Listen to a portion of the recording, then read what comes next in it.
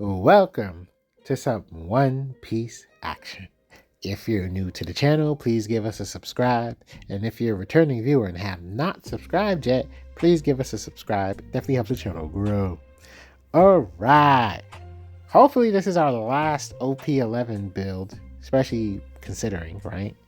Um, yeah, just wish us luck on some consistency for the very, very near future with these builds. We worked on a few decks. Right now, it's going to be test play mania for the most part.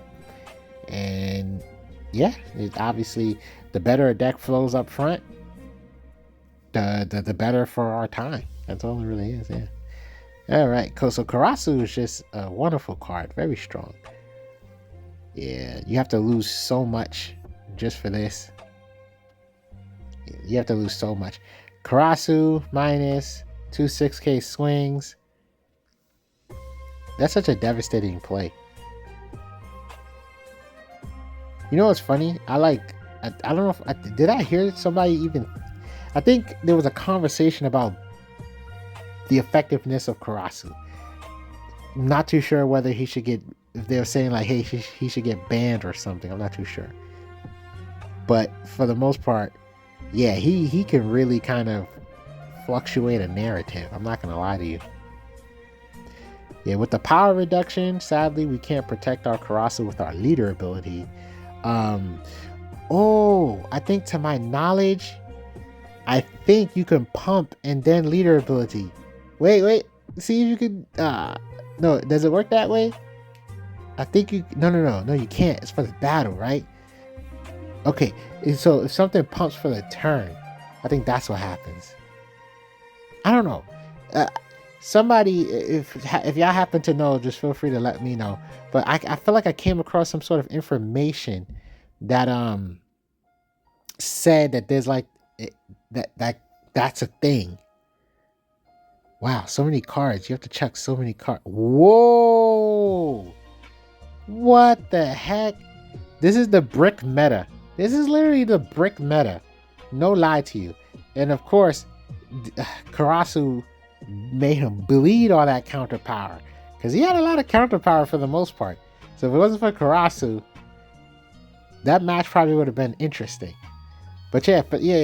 Anyway, I gotta look it up. It's probably in the official rulings. I know I saw something about being able to pump the power of something, but I don't know if like, once the battle's over, like if there's like a timing loophole here. The battle's over, therefore the destruction part happened and you lose the pump and blah blah. I don't know.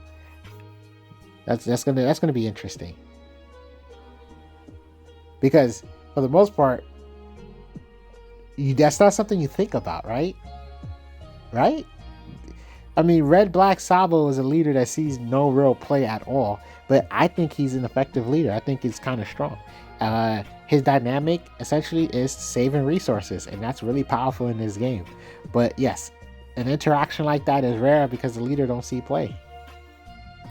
So that's probably what I'm gonna do. I'm just probably gonna look it up right after I finish doing this video here.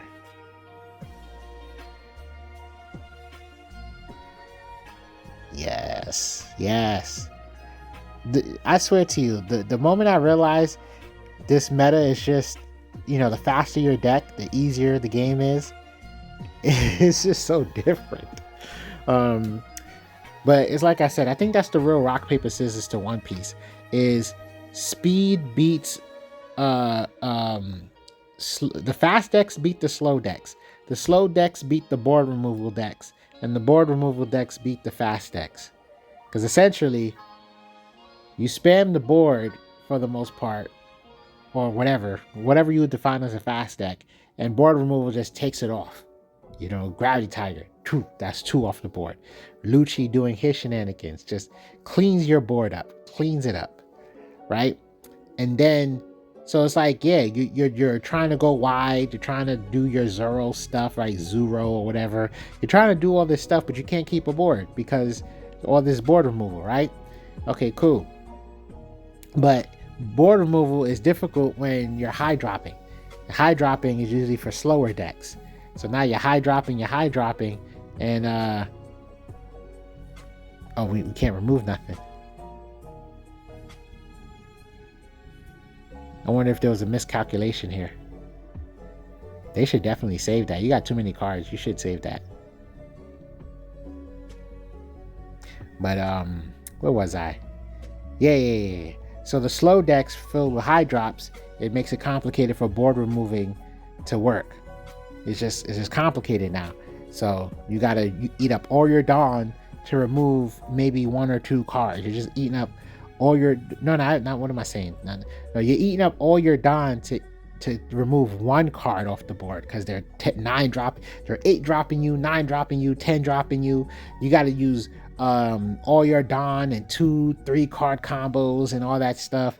So yeah, the high drop meta, the slow meta, it just makes board it beats board removal because it's just so exhausting. It exhausts board removal.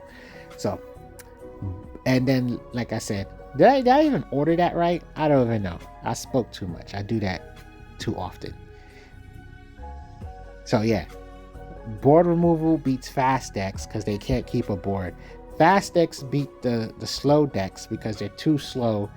They get outpaced, right? Basically, by the time you're 9 or 10 dropping, you're like at 1 life, and you should be playing blockers. Like at this point, you got to play blockers, right? So it doesn't matter. I already swung on you. I got 3 characters on the board plus leader. I got a rush card in my hand if we're talking red. You know, you're probably going to lose if you just play 1 card next turn. So yeah, fast decks beat slow decks for that reason. You can't afford to. You can't afford to get your game going because your game starts at like 8, 9, 10 Dawn. So that's what's kind of funny. So right now we're in the slow meta. Yep, GG. We're in the slow meta because we just came from a board removal meta. You know, dealing with weird Gecko stuff, dealing with weird Rob Lucci stuff. And it's funny because even a little before that, it was Sakazuki, right? It was Sakazuki and Law. So yeah, we came from a board removal meta to this high drop meta. And I think before the board removal, yeah, let's take a step back. It was just the aggressive aggro meta. So just rush decks, beatdown decks, go wide. So yeah, we went from fast meta to board removal meta to this slow meta. So it's in theory, are we going back to a fast meta? I don't know, because there's no side decking in this game. So it's weird. The more diverse a tournament gets, the more scrambled everything is. So you can go thinking, okay, I'm gonna make a deck that could beat blue purple Luffy, and then you bump into something that you can't fight. But if you was to see nothing but blue purple Luffys the entire way, you'll just make it to the finals. It's weird like that, you know? So yeah, all because of no side decking. So that's technically a good thing. It kind of forces tournaments to be this diverse. So it's technically a good thing.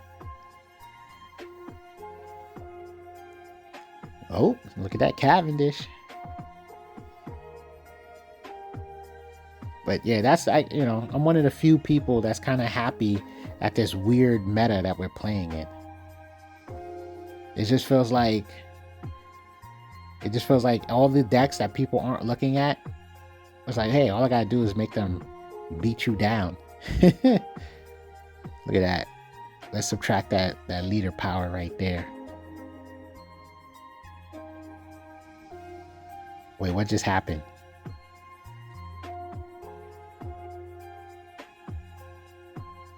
Maybe I'm missing something.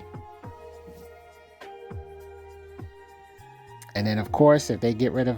They're going to go for Karasu, obviously. But if they was to get rid of our Zoro, it's just going to allow us to put another character on the board.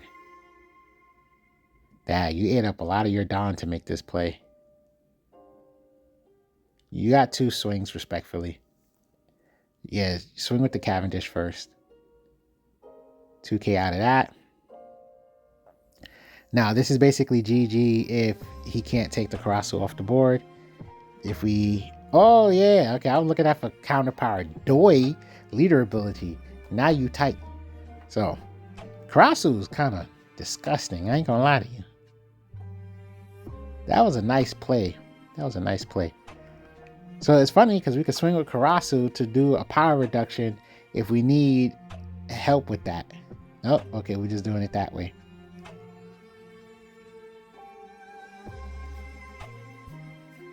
Why didn't we swing with Karasu first?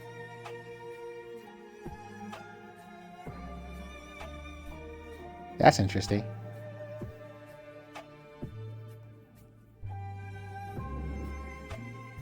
What am I missing? Am I missing something? I'm probably missing something. Either that or... Oh, that's right. It's the 7,000 power thing's a Revel card. Man, I was looking stupid. Completely forgot about that. Somebody should have told me in the chat. Even though it's a YouTube video. Searching.